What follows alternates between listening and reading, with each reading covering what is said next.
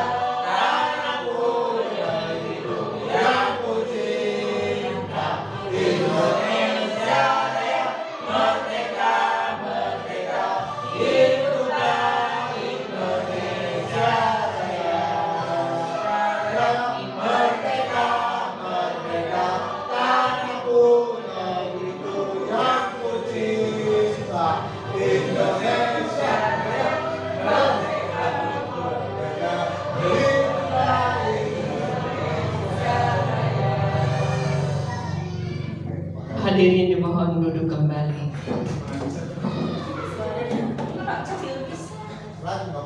Iya, selanjutnya paparan tentang diseminasi budaya positif. Bismillahirrahmanirrahim. Assalamualaikum warahmatullahi wabarakatuh. Yang kami hormati Bapak dan Ibu Guru SDN 1 Kedong Kidul, terima kasih telah menyempatkan diri untuk memenuhi undangan dari Bapak Dudung Abdurrahman SPD dan Ibu Dian Rohdiana SPD dalam rangka pemaparan diseminasi budaya positif ya. Mudah-mudahan dengan adanya ya presentasi diseminasi budaya positif yang nanti akan disampaikan oleh Bapak dan Ibu CGP ini akan ya berdampak positif bagi SD kita, khususnya dalam kegiatan belajar mengajar, sehingga tercipta pembelajaran yang aktif, kreatif, inovatif, dan menyenangkan ya.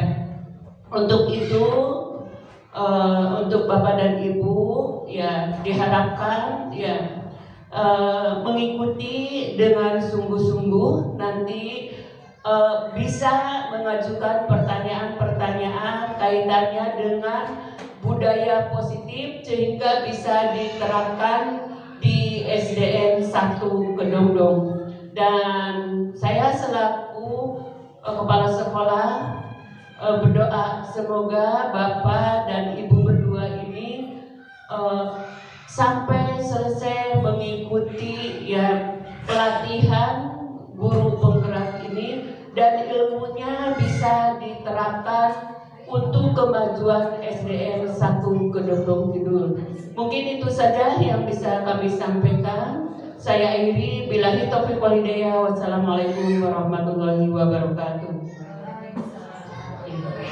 Selanjutnya kita memasuki presentasi diseminasi budaya positif. Kepada Ibu Dian Rohdiana SPD disilahkan.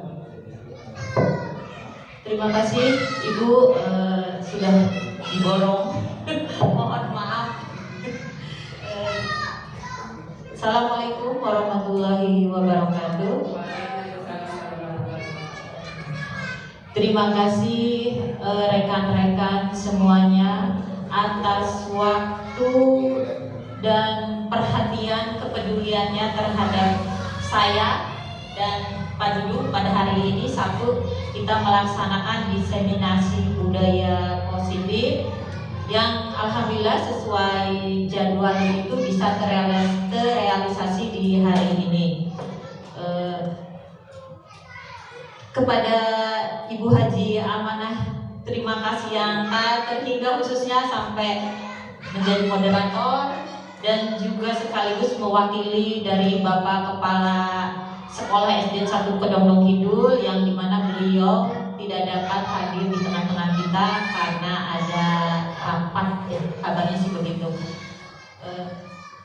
Terima kasih, alhamdulillahirobbilalamin. Pada hari ini puji dan syukur kita haturkan kepada Allah Subhanahu wa Ta'ala atas berkat rahmat, taufik, hidayah, inayahnya sehingga kita dapat berkumpul di ruangan kita tercinta ini, yang salah satunya nikmat adalah nikmat sehat, sehingga kita bisa berkumpul bermuajadah di sini. Salawat serta salam kita sampaikan kepada Nabi Muhammad SAW. Semoga kita tetap menjadi umatnya sampai di yaumul akhir. Pada hari ini mohon maaf sekali sebelumnya, bukan berarti saya menggurui ataupun sok merasa pintar atau bagaimana, tidak ada tujuan ke situ sama sekali. Jujur ini adalah tugas saya, salah satunya adalah di modul 1.4 yang dimana CGP itu harus melakukan kegiatan diseminisasi di sekolahnya masing-masing, dan ini adalah salah satu prasyarat kami di CGP ini untuk bisa melanjutkan ke modul berikutnya. Itu salah satu pemenuhannya ya. Sebelum saya lanjutkan, di sini Ibu Bapak lihat ada di slide ini. Oh ya, kita ini hanya ini Ibu santai. Jadi pembelajarannya santai. Untuk moto saya pribadi dalam mengikuti guru penggerak itu ada dua hal yang mendasari, yaitu saya berpatokannya kepada salah satu hadis yang dimana dikatakan bahwa hadis tersebut adalah sebaik-baiknya manusia adalah manusia yang bermanfaat bagi orang lain. Satu. Kemudian yang keduanya adalah hadis bahwa manusia itu harus mengenyam pendidikan itu sepanjang hayat. Nah, berarti salah satunya kita adalah di sini menjadi seorang pembelajar dan pembelajar. Kita dalam ruangan ini saat ini bisa dikatakan menjadi seorang pembelajar dan pembelajar.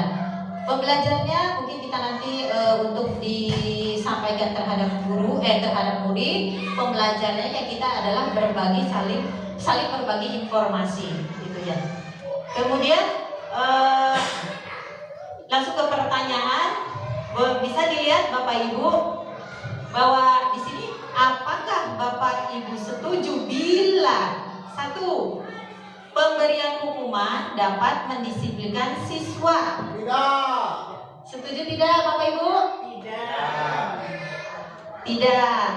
Oke, yang kedua, pemberian hadiah meningkatkan prestasi siswa. Setuju tidak Bapak Ibu? Tidak.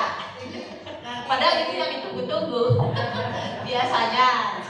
Karena terpaku bebas aja. Iya, nanti kan materialistis. Iya. Kemudian yang ketiga, guru harus mampu memberikan solusi untuk setiap siswa yang bermasalah. Setuju tidak Bu? Setuju. Oke. Yang keempat, guru berperan sebagai teman bagi siswa. Setuju tidak? Setuju. Oke. Kita lanjut. Nah, untuk tadi sudah menjawab semua dari pertanyaan tersebut.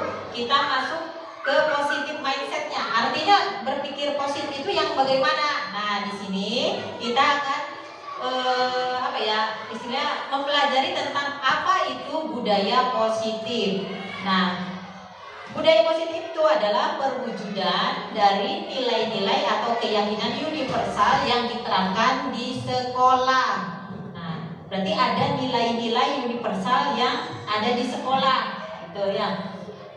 Kalau kita ke nilai-nilai positif, bisa Bapak Ibu contohkan apa saja Bapak Ibu nilai-nilai positif itu? Disiplin, jujur.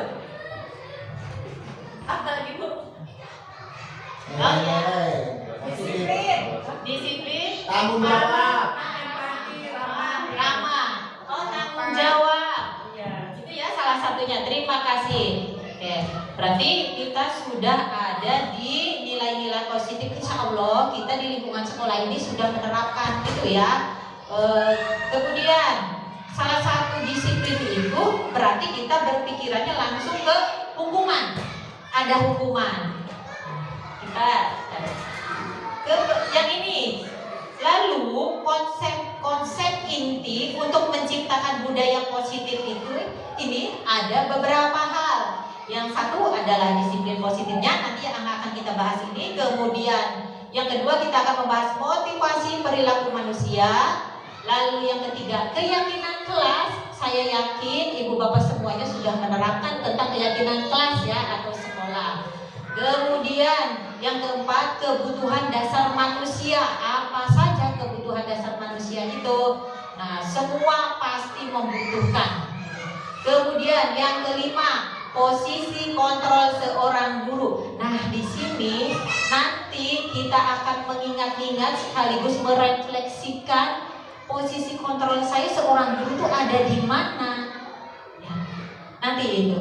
Kemudian yang terakhir segitiga restitusi. Nah, segitiga restitusi ini dari 6 yang konsep inti untuk menciptakan budaya positif ini.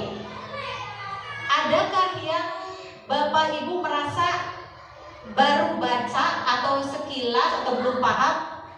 Ini apa? Di bagian mana? Yang terakhir segitiga restitusi. Oke.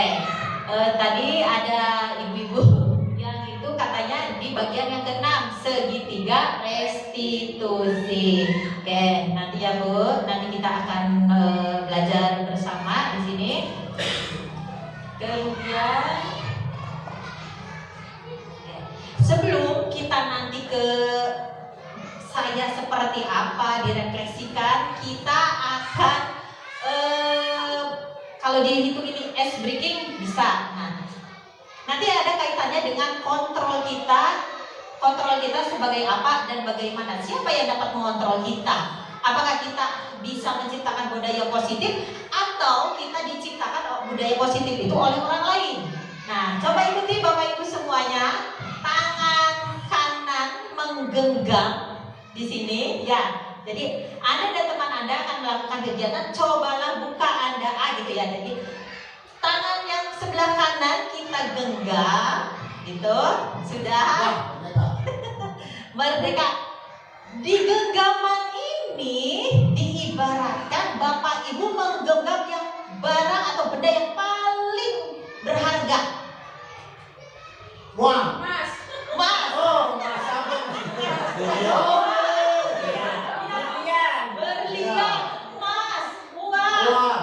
Apa nih? Cima. Jimat. Wah, itu sampai Oke, Bapak Ibu, kita genggam jimat tersebut, berlian tersebut, uang tersebut, ya, digenggam. Lalu teman boleh ke yang terdekat. Teman tersebut mencoba untuk membukanya dengan berbagai cara. Boleh disogok-sogok, boleh dirayu, boleh juga dipaksa atau bagaimana. Disuap. Silakan Ibu Bapak, dicoba.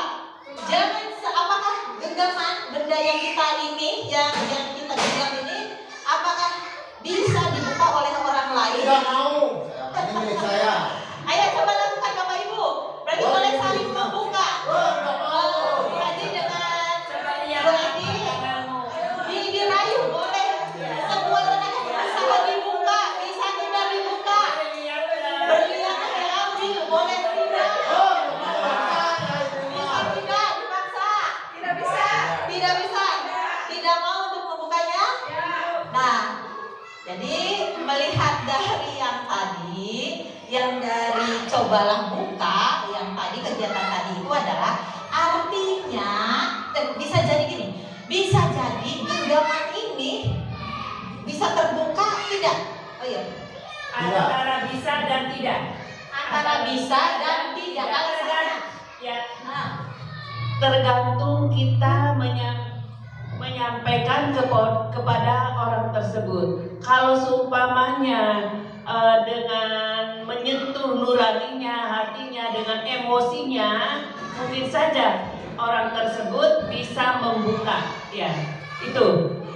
Tidaknya kalau seumpamanya kita memaksa dengan cara yang kekerasan istilahnya, pasti orang tersebut akan mempertahankan apa yang dia miliki itu. Ya. terima kasih Bu Haji. Oke, jadi artinya yang tadi jawaban dari Bu Haji itu katanya tergantung, ya, bagaimana caranya. Tergantung bagaimana caranya. Cara tersebut tetap kita kembalikan kepada siapa yang dapat mengontrol hal tersebut. Berarti adalah diri kita sendiri. Tidak bisa dikontrol oleh orang lain. Ya. Kalaupun ada rayuan, ada bujukan dengan pendekatan yang manis, tapi kalau kontrol kita tidak mau membuka, tetap kan tidak akan. Gitu. Mau dengan cara dipaksa bagaimanapun, kalau kitanya kontrol kita sendiri tidak mau, ya tidak akan tetap terbuka. Jadi intinya di sini yang bisa membuka atau menutup adalah diri kita sendiri. Itu ya Bapak Ibu. Ya, makasih Ibu. Oke.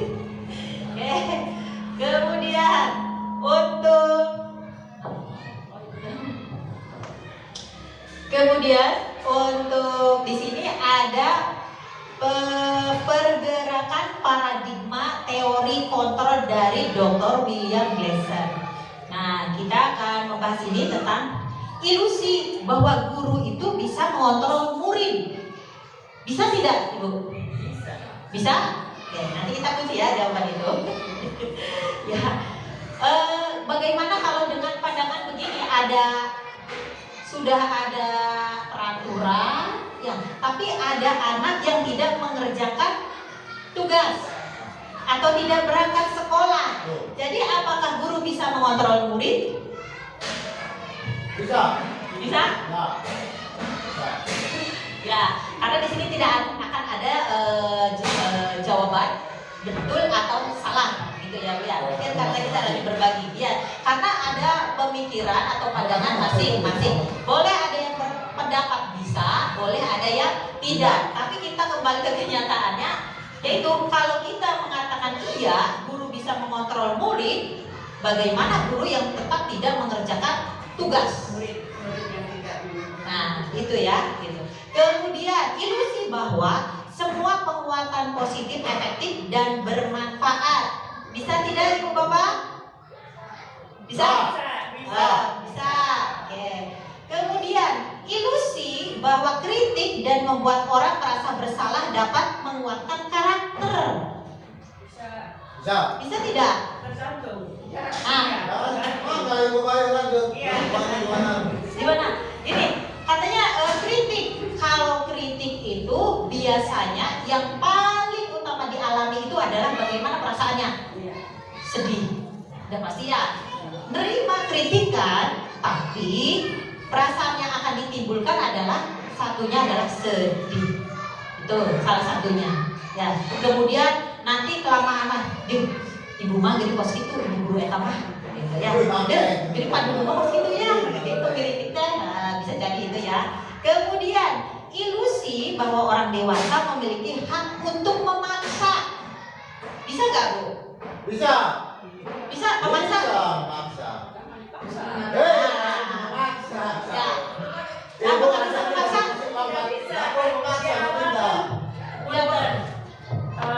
Di awal kata sebelum ini ditayangkan di awal itu bahwa guru bisa dijadikan teman dengan siswa, katanya bisa.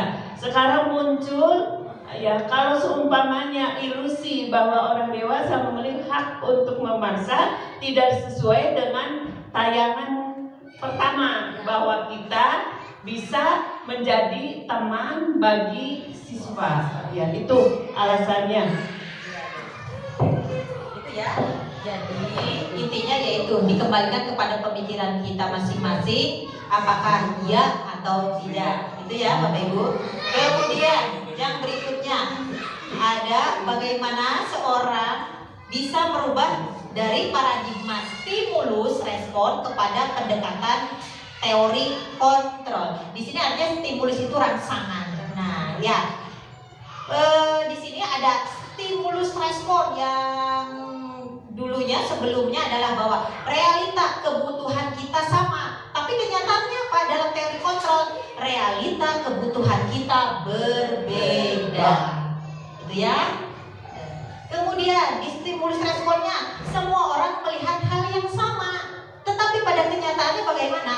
Setiap orang memiliki gambaran berbeda. Seperti tadi gambaran jawaban kita yang berbeda-beda. Kita tidak bisa memaksakan, gitu ya. Kemudian kita mencoba mengubah orang agar berpandangan sama dengan kita. Padahal yang terjadi apa? Kita berusaha memahami pandangan orang lain tentang dunia. Jadi kita tidak bisa memaksa. Kamu harus sama dengan saya. Kamu pemikirannya harus selaras dengan saya. Tidak akan bisa. Gitu ya. Kemudian perilaku buruk dilihat sebagai suatu kesalahan. Pada kenyataannya semua perilaku memiliki tujuan. Gitu ya. Contohnya yang di sini memiliki suatu kesalahan, anak datang terlambat, kita langsung menghukum tanpa ditanya apa gitu. Bisa saja tujuannya anak mungkin datang terlambat itu tadinya misalkan ada pekerjaan yang mendadak atau menunggu uang jajan, mamahnya lagi ke warung atau bagaimana. Nah, gitu ya. Jadi kita tidak bisa menyamakan, tidak bisa. Kamu harus ini ya, bisa gitu. Kemudian orang lain bisa mengontrol saya, tapi kenyataannya hanya Anda yang bisa mengontrol diri sendiri. Seperti yang tadi sudah kita lakukan, menggenggam berlian yang tidak mau kita berikan begitu saja, gitu ya. Emas, oh iya, emas, ada uang, ada jimat. Ada jimat tuh. Jimat. Kemudian pemaksaan ada pada saat bujukan gagal. pilihan, kolaborasi dan konsensus menciptakan pilihan-pilihan baru. Jadi harus ada pilihan, tidak yang itu saja, gitu ya, tidak satu dengan itu. Kamu harus kudu. Kalau ada pilihan, insya Allah mungkin nanti akan ada berpikiran yang lain. Kemudian sekarang yang terakhir, model berpikir menang kalah. Itu sudah tidak ada sekarang. Jadi yang ada adalah model berpikir menang. Gitu ya. Jadi artinya menang ini tidak ada yang salah, tidak ada yang benar, tidak ada yang kalah, tidak ada yang menang. Kita kembali lagi ke persepsinya kita masing-masing.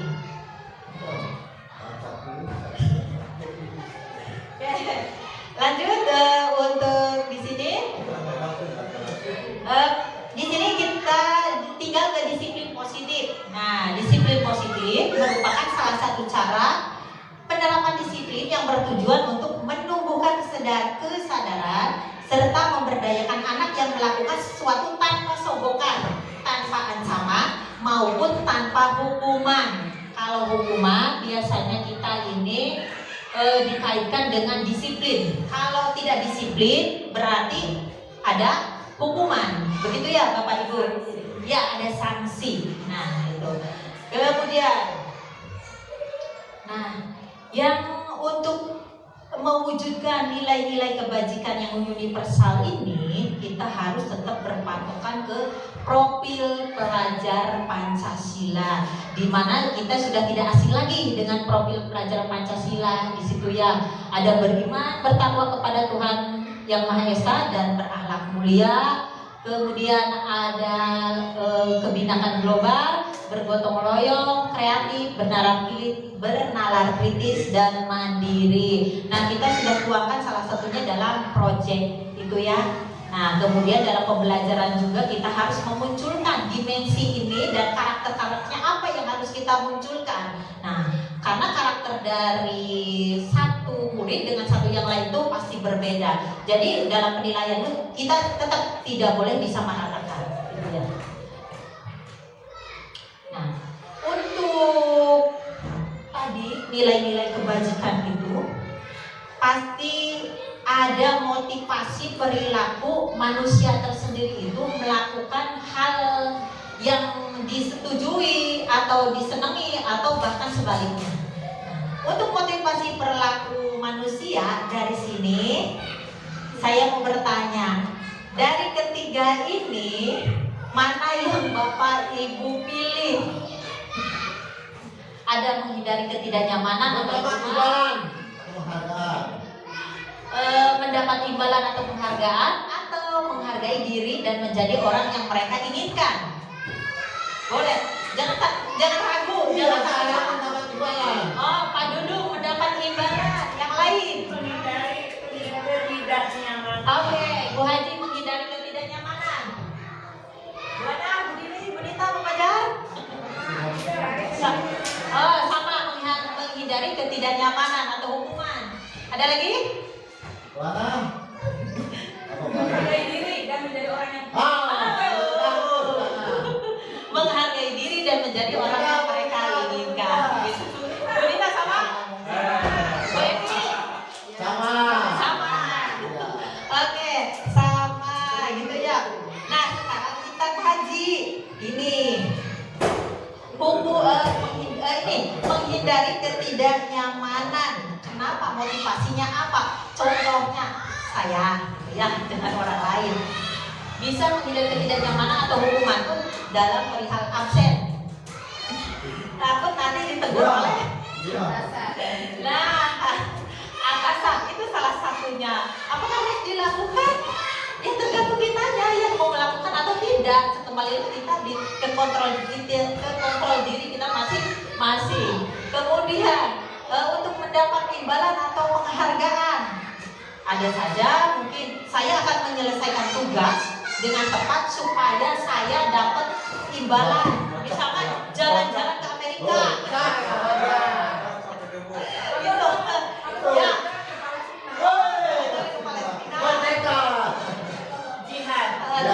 Jihad katanya.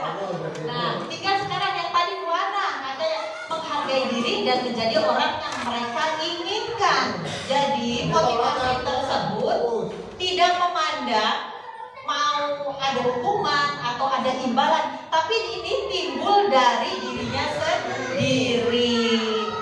Meskipun ada di sini tekanan menjadi orang yang mereka inginkan. Artinya ini masuk ke peraturan gitu, kedisiplinan ini. Oh iya, saya tuh harus begini. Nah, ya. Silakan sekarang kembali ke masing-masing gitu ya. Ada beda rumahnya.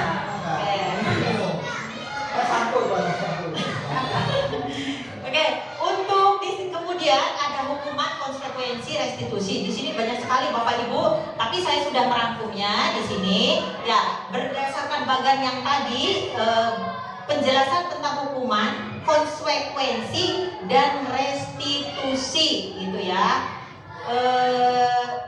Untuk yang hukuman, ya, hukuman. Sebentar.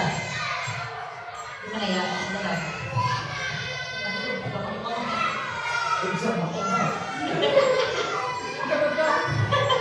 Oke, untuk yang hukuman konsekuensi restitusi, Bapak Ibu boleh memilih yang mana yang akan Bapak Ibu lakukan. Apakah akan hukuman konsekuensi atau restitusi? Konsekuensi. Buat direstitusi, duduk konsekuensi, hukuman. Oh ya, betul ya. Oke, hukuman gitu ya. Nah, Apa itu hukuman? oh itu. Kemudian di sini nanti kita pegang ya jawabannya. Kalau hukuman itu biasanya tidak terencana, bersifat satu arah, bisa berupa hukuman fisik, psikis, atau kata-kata kasar, gitu ya. Contohnya, anak datang terlambat, pusat 20 kali, Betul. itu. Jadi tidak sengaja, tidak terencana. Satu arah aja. Ya, satu arah, tanpa dia diminta menjelaskan kenapa kamu. Nah, kamu datang terlambat, pusat, gitu ya. Kemudian konsekuensi bersifat terencana, sudah disepakati bentuk-bentuk konsekuensinya dibuat oleh pihak guru atau sekolah. Contoh yang di sini adalah Bapak Ibu sudah membuat keyakinan kelas. Itu antara, kalau keyakinan kelas itu kan antara kesepakatan ya antara murid dan guru. Nah, akan tetapi di bawahnya tuh ada embel-embel begini. Tidak melaksanakan piket didenda 5.000. 50.000. Nah, 50.000. Jadi ada kesepakatannya, tapi ada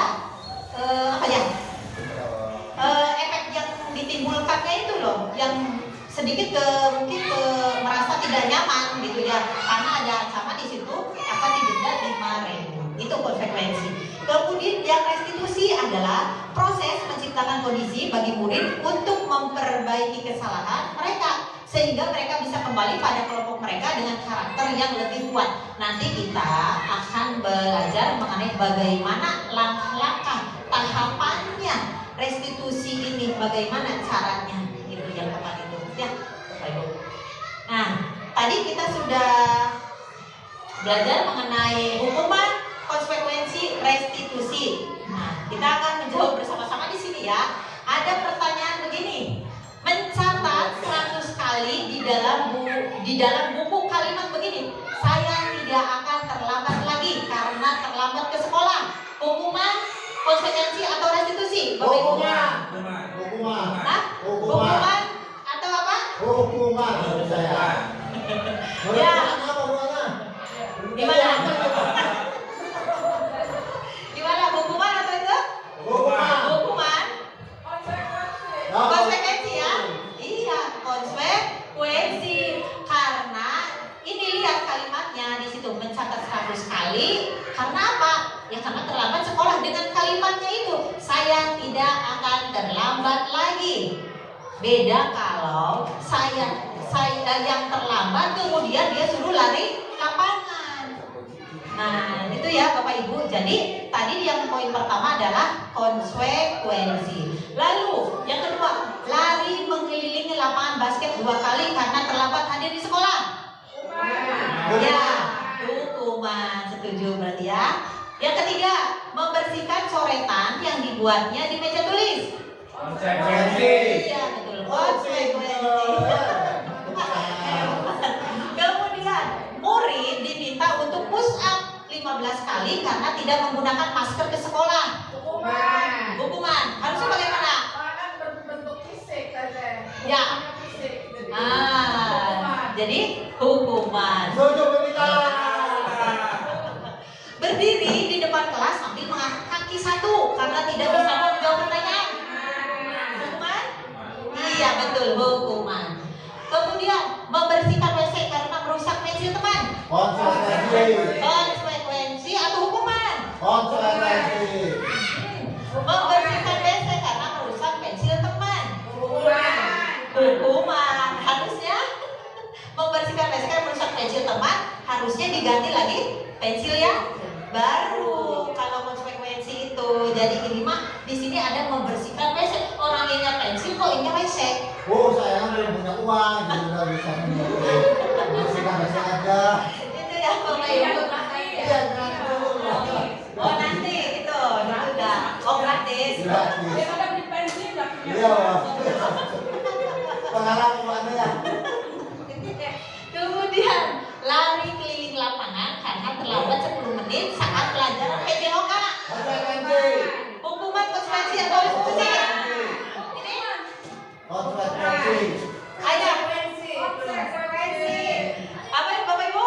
Konsekuensi. Iya, konsekuensi. Kenapa? Biasa PJOK melibatkan fisik, salah satunya adalah ada pemanasan lari ya, duduk. Karena dia tidak melakukan pemanasan ya, Pak. Nah, jadi nyambung ya, Dia betul. sudah masuk ke sekolah, cuma dia di warung. Ya, itu ya jadi Bapak Ibu. Nah, akhirnya kita dapat memutuskan bahwa yang tadi itu adalah konsekuensi dan hukuman. Ini dia pokoknya. Oh, udah ya. Selanjutnya. Oke. Nah, tadi Bisa. Minum dulu, Ibu. tenang Bapak. Selanjutnya dihukum oleh penghargaan. Tinggal kita merefleksikan apakah setuju tidak kalau penghargaan itu seolah-olah atau merasa dihukum. Ini lihat di sini. Dihukum oleh penghargaan, pengaruh jangka pendek dan jangka panjang. Setuju nggak Bapak Ibu? Kalau penghargaan itu adalah bisa berpengaruh ke jangka pendek dan jangka panjang. Bisa. Bisa. Nanti buat anak menjadi ketergantungan. Betul, kalau jangka pendeknya membuat semangat, tapi di sisi negatifnya mau erek belajar deh, mau erek buat apa lagi karena tidak ada hadiah, tidak ada penghargaan. Itu ya. Atau juga ada duit deui. Malah dipecingan deh padudung. Kemudian penghargaan tidak efektif. Gitu ya. Kemudian penghargaan merusak hubungan. Betul? Setuju? Iya. Karena salah satunya mungkin akan menimbulkan rasa kecemburuan, rasa iri, rebutan. Jadi akhirnya teman dengan teman yang tadinya soulmate, bestie mungkin jadinya renggang. Hubungannya, Pak Dudung. Kemudian penghargaan mengurangi ketepatan. Tidak ada penghargaan, tidak ada hadiah. Nanti saja saya membuat tugasnya. Bisa jadi gitu ya. Kemudian penghargaan mengurangi kualitas. Bisa jadi tadi yang asal tepat, ini yang tidak diperhatikan. Nah, bisa jadi gitu. Kemudian penghargaan mematikan kreativitas. Bisa saja ini copy paste atau kopi diminum ya, atau bisa dengan cara mengancam atau bagaimana supaya yang inginnya tepat bisa ke sini gitu ya. Kemudian penghargaan menghukum, yaitu jadi bisa hanya ada motivasinya tuh dia hanya ingin mendapatkan penghargaan tanpa ada kesadaran dari sendiri-sendiri. Dan pada akhirnya dia akan merasa kok saya begini. Nah, jadi dihukum oleh perasaan sendiri. Lalu, nah di sini motivasi dari dalam diri intrinsik. Gitu ya, seharusnya itu. Ya. Lanjut untuk nah, yang ini sudah tidak asing lagi kan, tadi katanya di poin yang pertama itu saya bertanya tidak asing lagi. Di sini ada pertanyaan. Saya yakin ibu bapak sudah membuat ini di awal pembelajaran gitu ya. Nah, di sini bertanya, mengapa keyakinan kelas bukan peraturan kelas? Ada yang mau berbagi? Bu Dini? Oh ya, Bu Dini, silakan. Saya setuju soalnya. Untuk keyakinan kelas, di kelas 5 sudah dibuat keyakinan kelas. Mungkin ada perbedaan tentang peraturan kelas dan keyakinan kelas. Kalau peraturan kelas itu dibuat oleh satu arah, yaitu dibuat oleh gurunya sendiri, peraturan kelas misalkan kemudian kalau keyakinan kelas itu kita menyepakati sebuah keyakinan kelas bersama siswa. Jadi kita guru dan siswa saling membuat kesepakatan untuk keyakinan kelas seperti itu. Kita kunci dulu jawaban dari Ibu Dini. Kita sebelum melanjutkan apa itu keyakinan kelas dan apa bedanya dengan tadi kesepakatan peraturan ya, dengan peraturan. Nah, kita kembali sekarang akan merefleksikan ada dua pertanyaan di sini. Mengapa kita memiliki peraturan tentang penggunaan helm pada saat mengendarai kendaraan roda 2 atau untuk motor, gitu ya. Jadi pada awalnya, kenapa kita jika mengendarai motor harus memakai helm? Takut ditilang, Bu. Takut keselamatan. Tapi Pak Dulu ke sekolah pakai helm.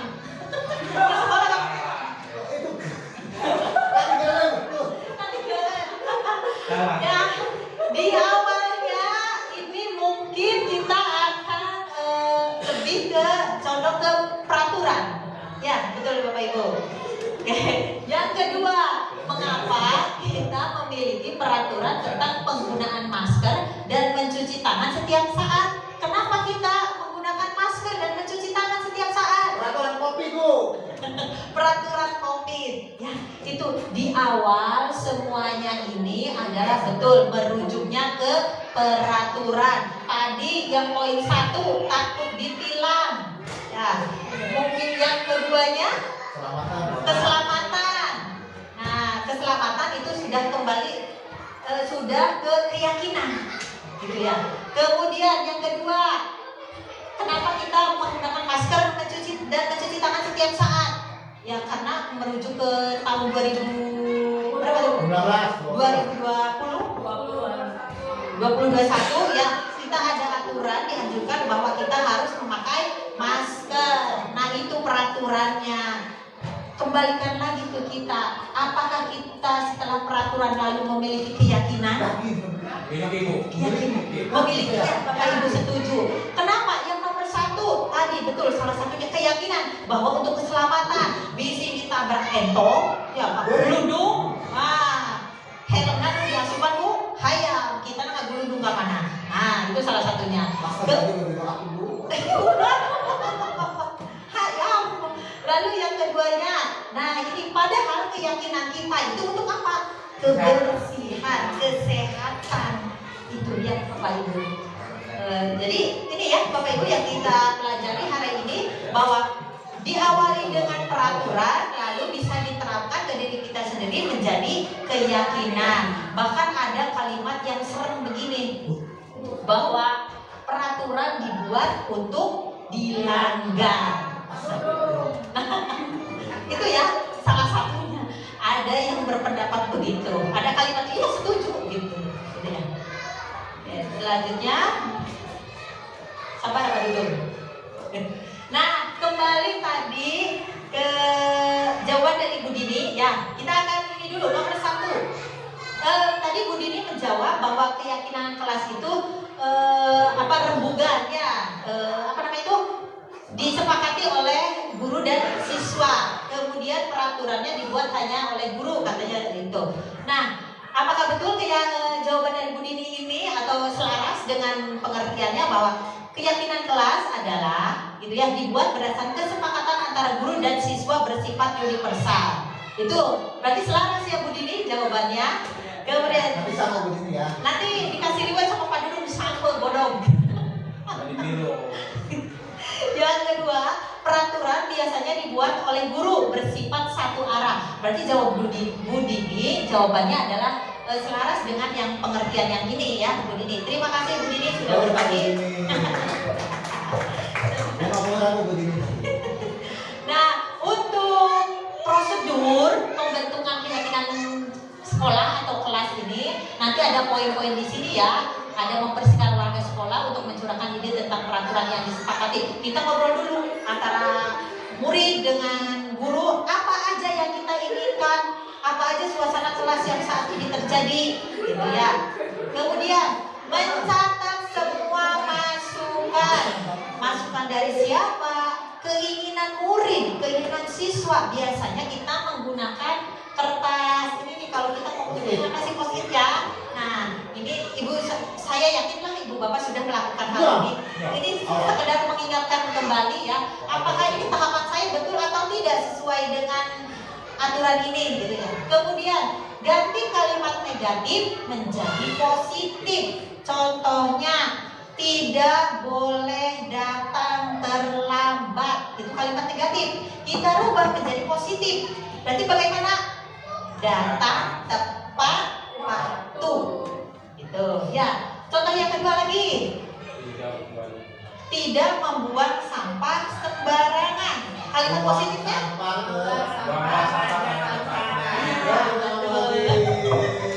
Berarti membuang sampah pada tempatnya. Itu ya salah satu dari beberapa contoh. Kemudian tinjau kembali curahan pendapat yang terkumpul dan susun menjadi keyakinan kelas. Kita kelompokkan di sini. Seperti ini contohnya ya Bapak Ibu. Kalau kan ada misalkan muridnya ada 20. Pasti keinginan siswa itu pasti akan berbeda-beda. Kita susun kelompoknya yang harus menjaga kebersihan, kita kelompokkan menjaga kebersihan. Kemudian yang di sini yang menginginkan dan tepat waktu disesuaikan dengan keinginannya dari murid itu apa, dikelompokkan gitu ya. Kemudian tinjau ulang keyakinan kelas yang sudah tersusun 3-7 keyakinan, bahkan lebih boleh, asal jangan satu. Nanti bagaimana kalau satu, kita sendiri yang capek, kita sendiri yang rugi. Kalau anak ditanyakan, ya gak apa-apa Bu, Pak, kan gak ada keyakinan kelas. Nah, nanti kita mau jawab apa? Gitu ya. Kemudian yang berikutnya, meninjau dan menyetujui dengan mendatanganinya. Jangan lupa ditandatangani. Misalkan sudah dikelompokkan, lalu kita buat kesimpulan keinginan dari siswa itu tersebut, kelas itu apa aja. Tempel pakai kertas gede, folio atau apa gitu ya. Lalu tempelkan, boleh dengan menggunakan warna-warni begini satu. Lalu di samping-sampingnya itu ditandatangani oleh siswanya. Ya, salah satunya. Kemudian, nah ini yang terakhir, keyakinan kelas ditempel di dinding kelas, gitu ya.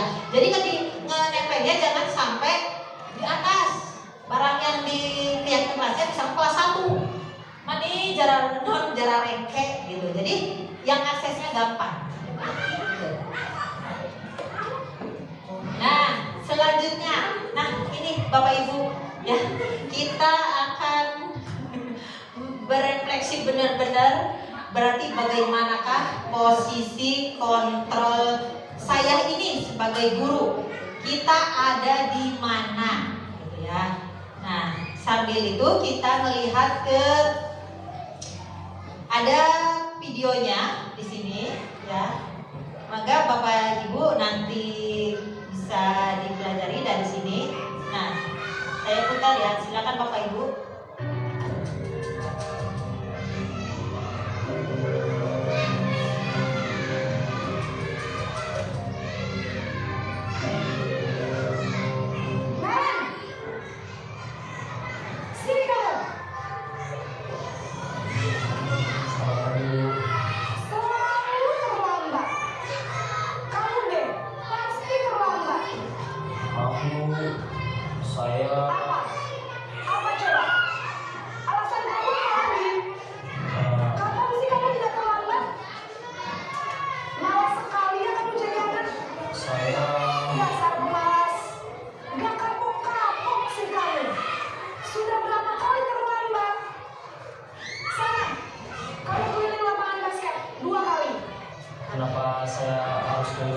basket, Bu.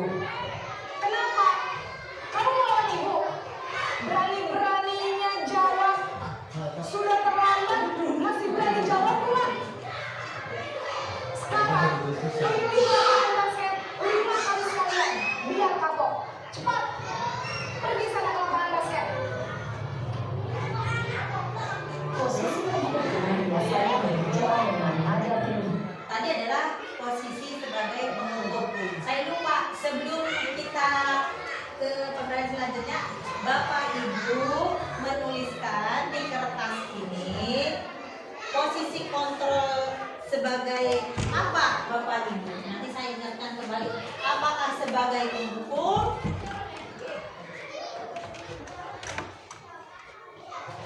Apakah sebagai pemukul, pembuat merasa bersalah, atau menjadi teman, atau pemantau, dan bahkan menjadi manajer? Dipilih salah satu. Jadi ibu bapak guru ini berperan sebagai yang mana?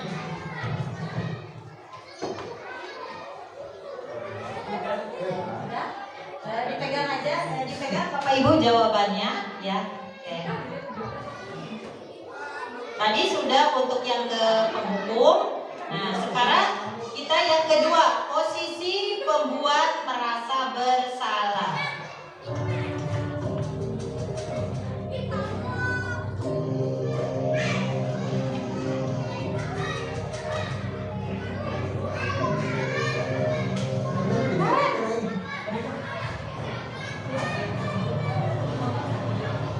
Selamat pagi, Bu.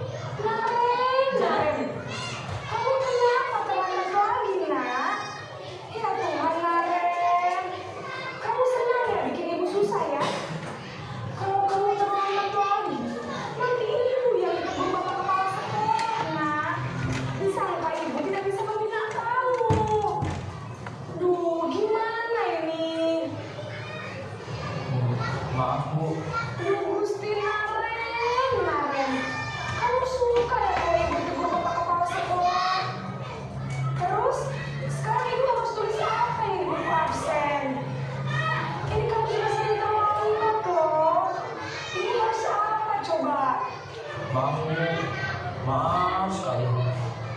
Ya sudah, lain kali jangan bikin ibu susah lagi ya nak ya.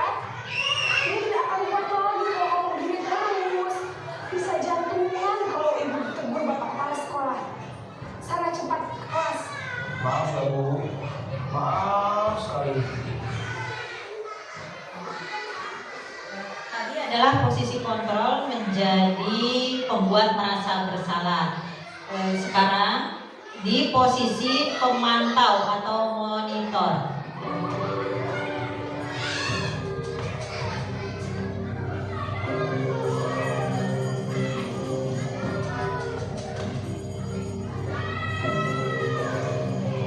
Naren,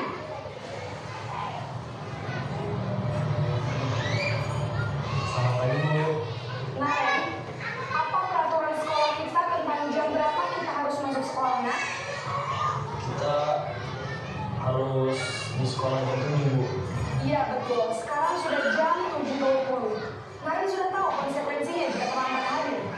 Paham, Bu. Saya harus tinggal kelas pas jam istirahat selama 20 menit. Iya benar, konsekuensinya demikian. Jadi nanti jam 9.30 pas istirahat, kamu harus tinggal di kelas, kerjakan tugas tambahan untuk ketertinggalan kamu, ya? Baik, Bu. Ibu, kapan masuknya?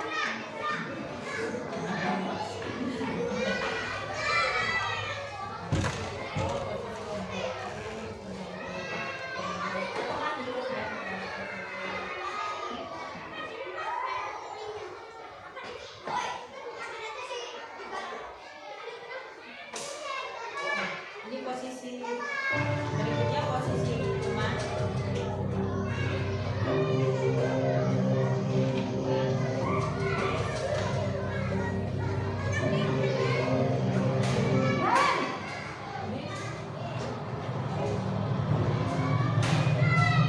Selamat pagi, Bu. Wah, sudah jam berapa nih, nak? Terlambat lagi ya, sayang. Iya, Bu. Habis saya, rumah saya, Bu.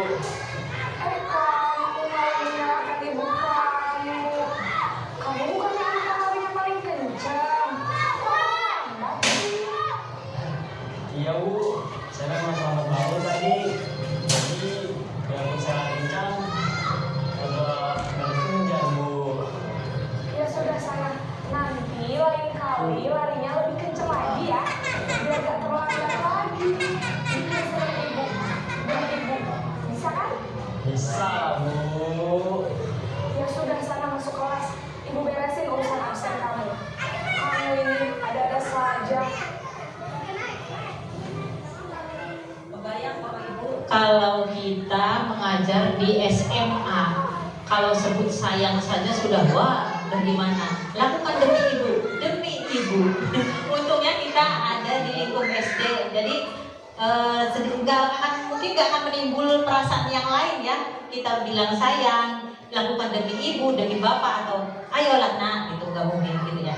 Nah sekarang yang terakhir kita akan ke posisi sebagai manajer.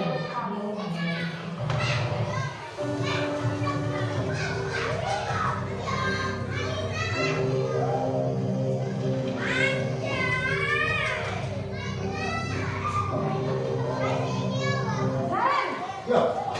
Ini. Selamat pagi Bu. Selamat pagi, Naren. Hai, Bu Eti ini. Maaf Bu, saya terlambat. Iya, sekolah masuknya jam 7, sekarang sudah jam 7.20. Jadi sekarang bagaimana nih, Naren? Maaf Bu, saya lupa tahu saya semalam. Baiklah, menurut kamu, kira-kira sekolah yang mana yang perlu kamu tingkatkan? Menghargai diri sendiri dan orang lain mungkin ya Bu. Setuju. Jadi, apakah Naren meyakini prinsip saling menghormati tersebut? Iya Bu, saya meyakininya. Apakah Naren bersedia memperbaiki masalah keterlambatan ini? Bersedia Bu. Bagaimana kalau memperbaiki masalah keterlambatan ini? Saya akan coba untuk tidak lupa menyetel alarm saya Bu. Baik, kalau Naren lupa terlarang di rumah, ada orang yang kira-kira bisa bantu mengingatkan tidak? Ada Bu, kata saya, Kak Emma. Ada lagi selain Kak Emma? Selain Kak Emma, ada ibu saya. Baik, jadi yang mengingatkan Naren adalah Kak Emma dan ibu kamu ya? Kira-kira akan mulai setelah alarm kapan, Naren? Setelah pulang sekolah, akan segera saya lakukan.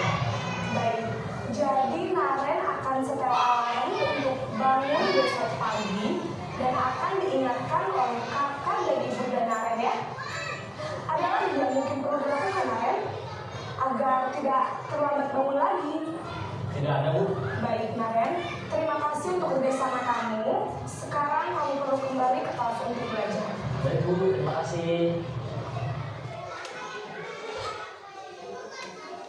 Tadi sudah ada gambarannya ya Bapak Ibu tentang posisi kontrol sebagai pemukul, pembuat merasa bersalah, teman, pemantau, dan manajer.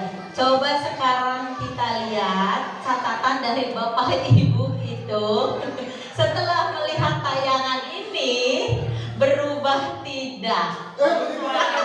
Begini orek-orek. Berubah.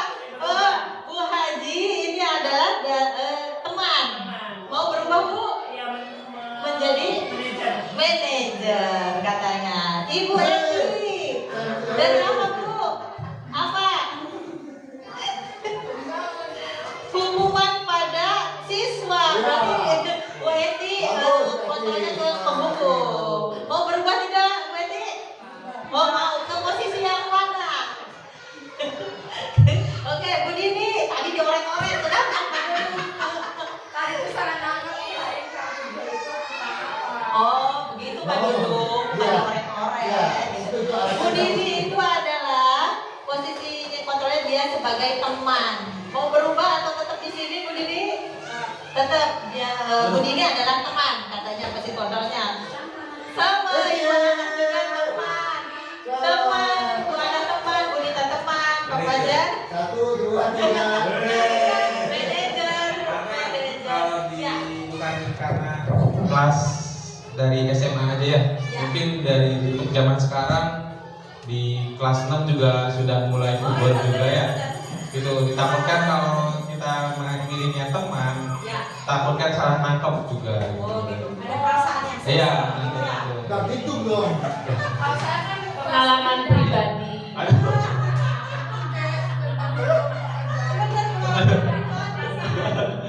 mungkin itu. Ya, ya.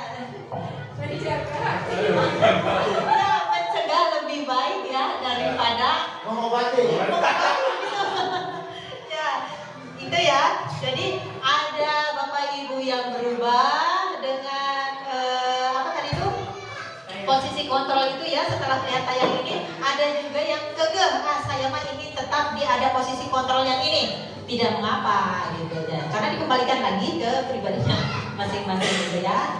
Kemudian ini saya tampilkan dulu supaya bisa aman. Alhamdulillah aman. Terima kasih Pak Dudung.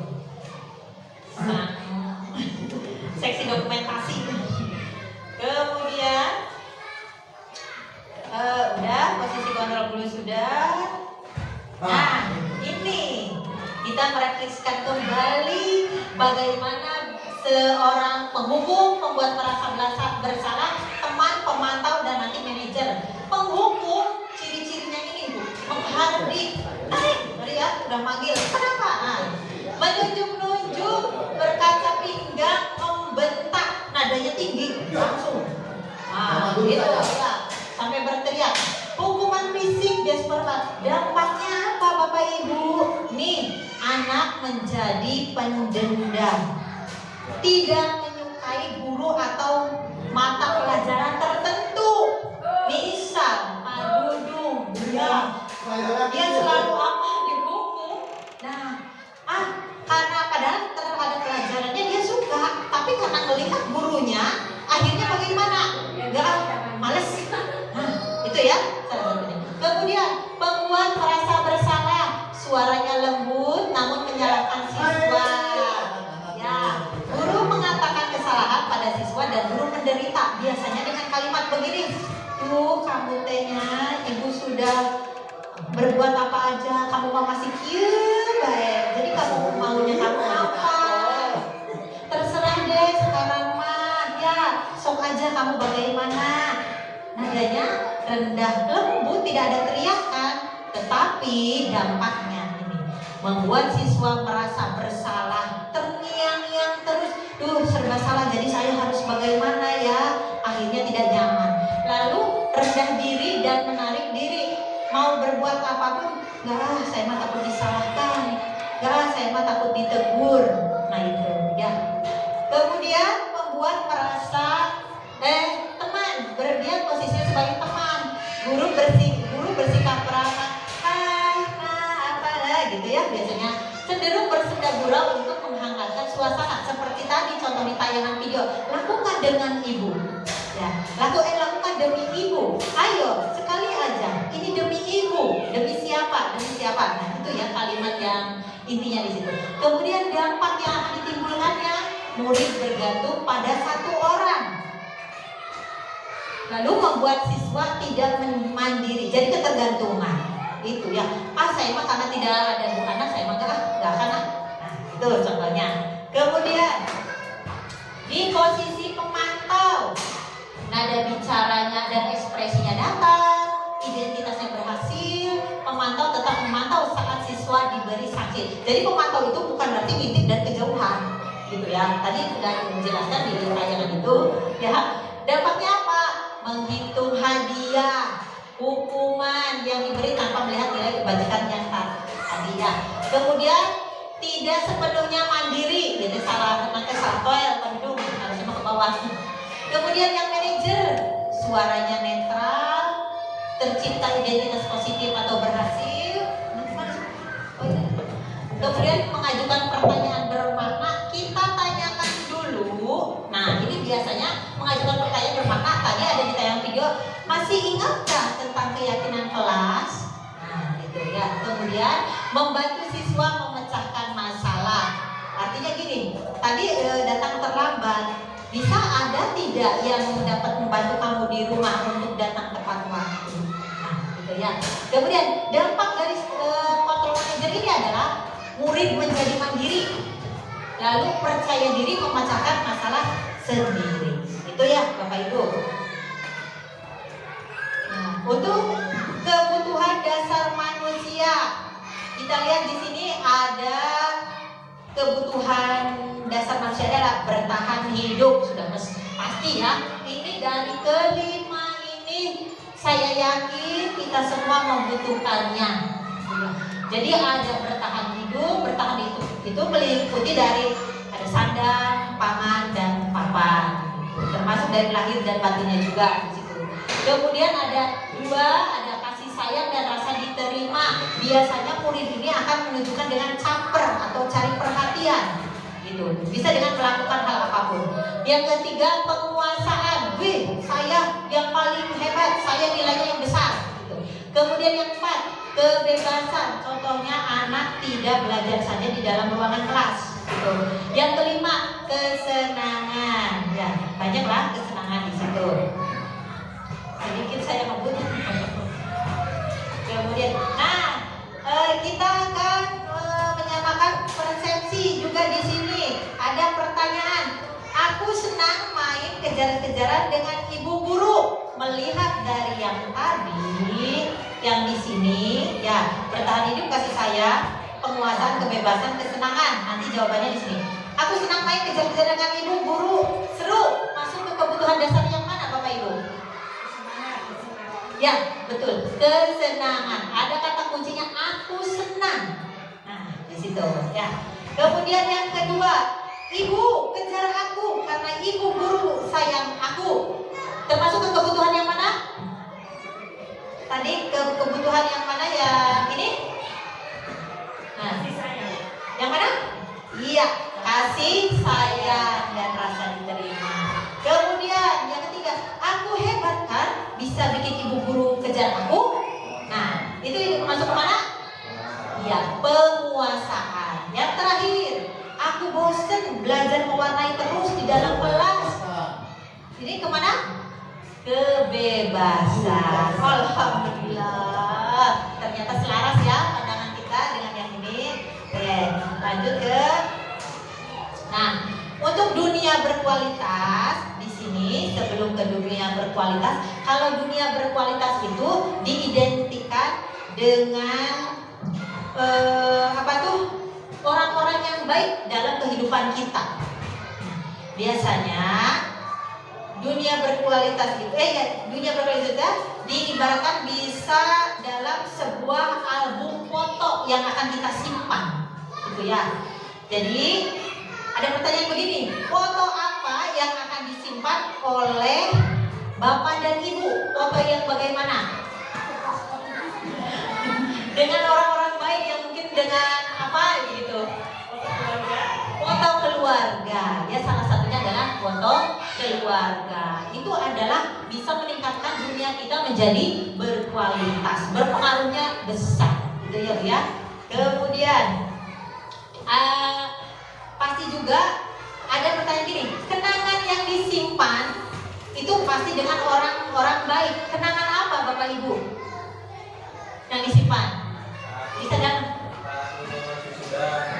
saat wisuda, betul, meraih gelar itu ya. Oke, betul, salah satunya adalah itu ya. Oke, tadi sudah terjawab meliputi. Nah, untuk segitiga restitusi ya. Untuk segi restitusi di sini ada 3 tahapan. Yang bawah itu adalah menstabilkan identitas di sini. Nanti dengan ada kata-kata gini, setiap orang pasti pernah melakukan kesalahan. Gitu. Jadi intinya menstabilkan identitas itu membuat anak merasa tenang dulu, ditenangkan. Nah, jangan langsung dimarahi. Nah, apalagi diberi hukuman. Gitu. Lalu tahapan yang kedua adalah validasi kebutuhan. Ada cara yang lebih efektif untuk apa yang kamu butuhkan. Nah, itu ya. Kamu tentu punya alasan mengapa melakukan hal ini. Biasanya kalau datang terlambat, tanya dulu alasannya apa. Nah, jangan langsung menghukum itu. Lalu yang ketiga adalah menanyakan keyakinan. Di sini kamu ingin menjadi orang yang seperti apa? Dikembalikan lagi. Keyakinan dirinya itu bagaimana? Apakah dia mau menjadi orang yang hebat? Nah, lalu lantas apa keyakinannya? Gitu. Apakah kamu yakin akan berprestasi?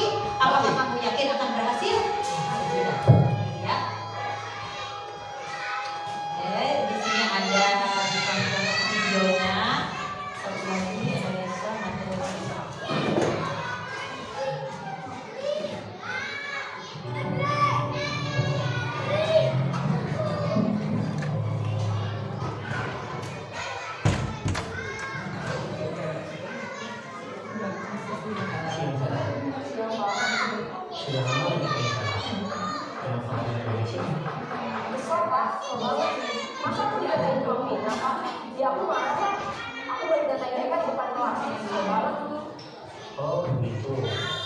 pasti kamu marah dan kesal. Bapak juga akan marah apabila ada yang menuduh Bapak seperti itu. Kemudian pada saat itu kamu mau melakukan apa? Ya saya langsung ngatain Eka lah Pak. So banget, saya bisa bentak dia depan teman-teman lain. Oh begitu. Pasti kamu melakukan seperti itu karena suatu alasan tertentu kan? Iya, tapi saya biasa aja Pak. Ya saya bela diri lah. Masa saya disuruh tukang bunga? Ya mana? Untuk perasaan harga diri itu sesuatu yang betul Bapak. Beruntung kamu tidak berada di dalam hanya mengingat. Iya Pak. Untung saya masih bersabar dan hanya membentak saja. Sudah terus padahal saya pasti reaksinya. Ya pasti. Tapi kamu memilih untuk tetap bertahan dan bersabar. Kamu memilih untuk berbuat lebih parah lagi. Iya. Nah, sekarang coba kita lihat lagi tindakan kamu yang menentang Eka di kelas. Tindakan kamu itu kira-kira sesuai dengan keyakinan kelas atau prinsip kamu tidak? Enggak lah Pak. Capek Pak dari kemarin. Jadi keyakinan atau prinsip kamu yang tidak sesuai dengan keinginan kamu. Ya saya sebenarnya sangat menghargai orang lain. Mungkin saat itu saya menjadi emosi. Jadi tidak menunjukkan sikap itu. Kamu meyakini tidak? Menghargai orang lain itu penting bagi kamu. Yakin lah Pak. Iya, setuju. Kita harus saling menghargai. Namun, ada juga keyakinan yang kita sepakati yang perlu kita jalankan apabila kita sedang marah kan? Ya saya bisa lebih proaktif. Mulai dengan diri sendiri.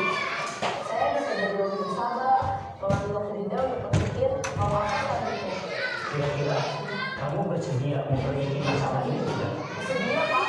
Kalau kamu memperbaiki masalah ini, kamu akan menjadi orang seperti apa?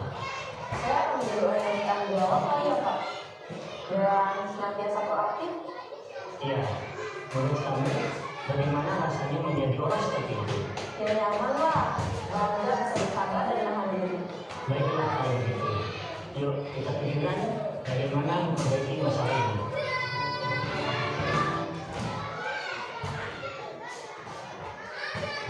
Tadi Bapak Ibu sudah melihat tayangan langsungnya ya tentang segitiga restitusi.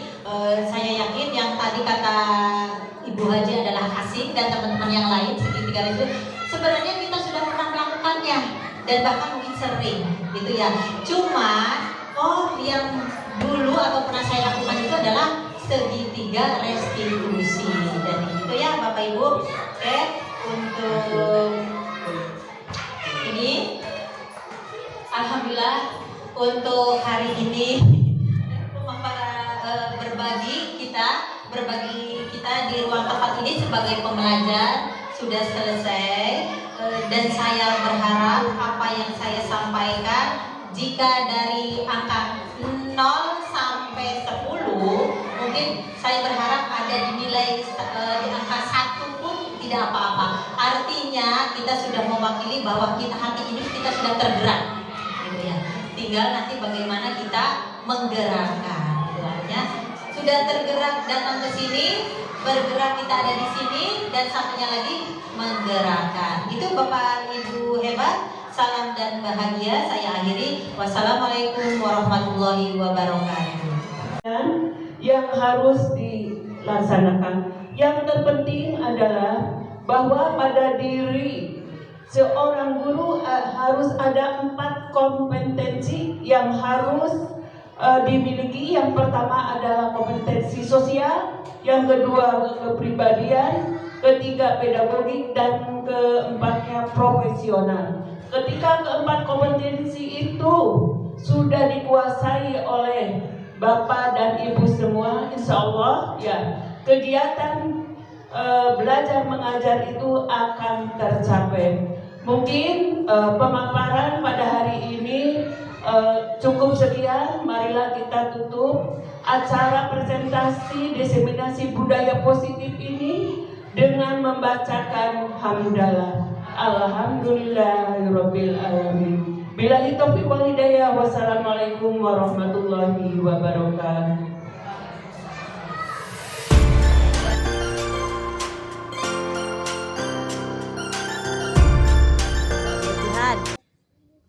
Kenapa?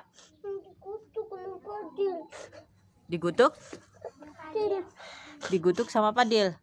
Oh, ya udah, yuk pacaran dulu yuk sekarang yuk. Kalau nggak di dalam, ayo, udah. Tadi kata Jihad, si Jihad digutuk, dilempar batu sama Padil. Betul nggak Pintar? Betul. Kenapa sih? Lagi main. Terus? Nggak sengaja kena kepala. Oh, jadi nggak sengaja. Terus? Apa lagi? Jihadnya nggak mau awas. Oh, Jihadnya nggak mau awas. Padilnya lagi mainan. Begitu? Oh, oke. Dulu juga ibu nih ya, seumuran kalian, kalau ada temen yang nggak mau minggir, awas, ibu kesel. Ya, kesel bener. Ibu juga pernah melakukan kayak gitu. Ya, pernah tuh kalau ibu mah main engklek. Nah, temennya bulik, jadi sama ibu dijongklokin. Nah, kalau ibu dulu ya gitu. Nah, sekarang Padil, apa yang Padil lakukan ke Jihad, si Jihad sampai digutuk, sampai nangis tuh, menurut Padil salah atau betul? Salah. Salah. Oh, salahnya kenapa? Karena dilempar batu. Karena dilempar batu. Betul. Terus akhirnya Nangis. nangis. Bisa nangis kenapa tuh? Akibatnya nangis itu Kena batu. dia kena batu, jadinya nangis karena sakit. Oh, karena sakit gitu. Ya. Nanti kalau bermain boleh bersama ya gitu ya. Kalau siapa Padil ngerasa kesel, masih ingat dengan keyakinan kelas kita? Ingat apa aja coba keyakinan kelas kita? Saling menolongi, betul. Yang apa lagi? Saling menyayangi. Saling menyayangi. Oke, satu lagi apa tadi? Bukan tadi. Selanjutnya apa? Menjaga kesehatan. Terus membuang sampah pada tempat. Itu salah satu keyakinan kelas kita ya. Dan masih banyak lagi. Nah, tadi Padil udah mengakui kalau Padil itu salah. Ibu mengingatkan dengan keyakinan kelas kita ya, waktu itu ya, waktu pembentukan apa tuh? Pemimpin. Nah, siapa pemimpinnya? Ketuanya. Lalu wakilnya siapa? Gitu kan?